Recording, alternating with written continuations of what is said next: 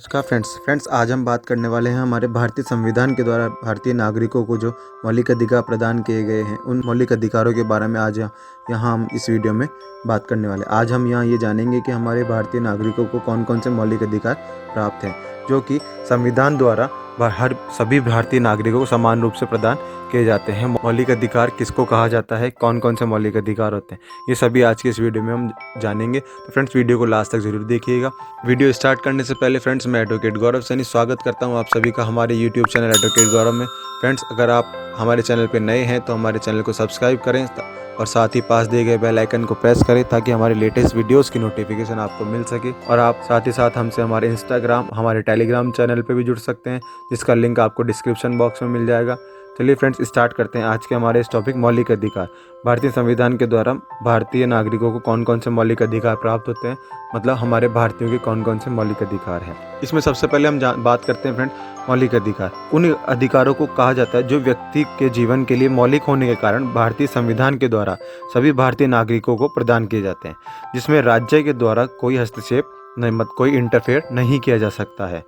इसके अंदर फ्रेंड्स मैं आपको बताऊं, fundamental rights can not be interfere by the state government. इसमें सबसे इंपॉर्टेंट बात यह है फ्रेंड्स कि ये ऐसे अधिकार हैं जो हमारे व्यक्ति के व्यक्तित्व के लिए पूर्ण विकास के लिए बहुत ही इंपॉर्टेंट होते हैं, बहुत ही आवश्यक होते हैं और जिनके बिना मनुष्य का पूर्ण विकास नहीं कर सकता है, मनुष्य का पूर्ण विकास नहीं हो सकता। ये अधिकारों सभी मनुष्यों के लिए बहुत ही जरूरी होते हैं। इसमें सबसे पहले आपको बताऊं फ्रेंड्स, इन अधिकारों को मौलिक इसलिए कहा जाता है क्योंकि इन्हें देश के संविधान में स्थान दिया गया है तथा संविधान में संशोधन की प्रक्रिया के अतिरिक्त इसमें किसी प्रकार से भी कोई चेंजेस नहीं किया जा सकता है। इसके अंदर आगे आपको बताऊं फ्रेंड्स, ये अधिकार व्यक्ति के प्रत्येक पक्ष के विकास हेतु तो मूल रूप में आवश्यक है।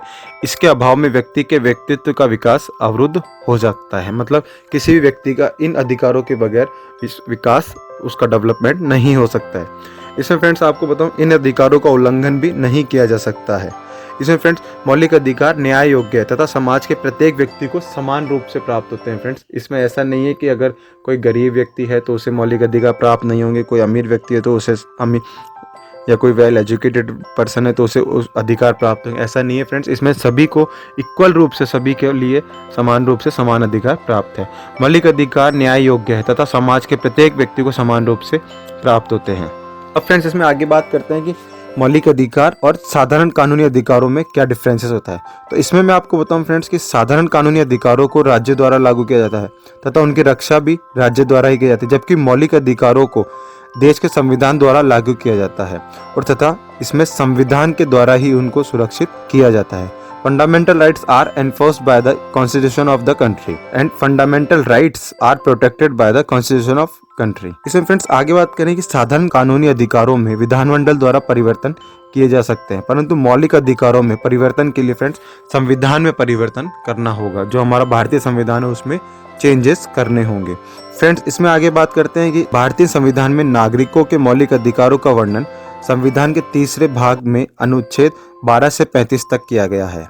इन अधिकारों में अनुच्छेद 12, 13, अनुच्छेद 33, अनुच्छेद 34 तथा अनुच्छेद 35 के संबंध अधिकारों के सामान्य रूप से हैं और 44 संशोधन के पास होने के पूर्व संविधान में दिए गए मौलिक अधिकारों को 7 श्रेणियों में बांटा जाता है, परंतु इस संशोधन के अनुसार संपत्ति के अधिकार को सामान्य कानूनी अधिकार बना दिया गया। अब फ्रेंड्स भारतीय नागरिकों को 6 तरह के मौलिक अधिकार प्राप्त है। फ्रेंड्स 6 तरह के मौलिक अधिकार हम लोगों को प्राप्त है। उसमें सबसे पहला आता है फ्रेंड्स समानता का अधिकार, जिसे राइट टू इक्वलिटी कहा जाता है। ये फ्रेंड्स हमारे भारतीय संविधान के अनुच्छेद 14 से 18 तक में समानता का अधिकार के मौलिक अधिकार प्राप्त है। इसके बाद में आता है फ्रेंड्स स्वतंत्रता का अधिकार, राइट टू फ्रीडम।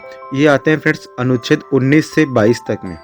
इसके बाद में आता है फ्रेंड्स शोषण के विरुद्ध अधिकार, अनुच्छेद 23 से 24 तक। इसके बाद में आता है फ्रेंड्स धार्मिक स्वतंत्रता का अधिकार, राइट टू रिलीजियस फ्रीडम, अनुच्छेद 25 से 28 तक। इसके बाद में आता है फ्रेंड्स सांस्कृतिक तथा शिक्षा संबंधित अधिकार, cultural and education related rights, अनुच्छेद 29 से 30 तक। इसके बाद में आता है फ्रेंड्स संवैधानिक उपचारों का अधिकार, राइट टू कॉन्स्टिट्यूशनल रेमेडीज, अनुच्छेद 32। तो फ्रेंड्स ये था आज का हमारा वीडियो जिसमें आज हमने जाना है कि मौलिक अधिकार क्या हैं, सभी भारतीय व्यक्तियों को कौन कौन से मौलिक अधिकार प्राप्त हैं, कौन से संविधान के अनुच्छेद के अंदर ये मौलिक अधिकार प्राप्त है। आई होप आप सभी को ये वीडियो पसंद आया होगा। पसंद आए तो इसे लाइक करें, अपने फ्रेंड्स रिलेटिव के साथ में शेयर करें, उन्हें बताएं कि उनके पास में कौन कौन से मौलिक अधिकार है। जुड़े रहे हमारे चैनल एडवोकेट गौरव के साथ में। फिर मिलते हैं नए वीडियो के साथ में, तब तक के लिए गुड बाय, जय हिंद फ्रेंड्स।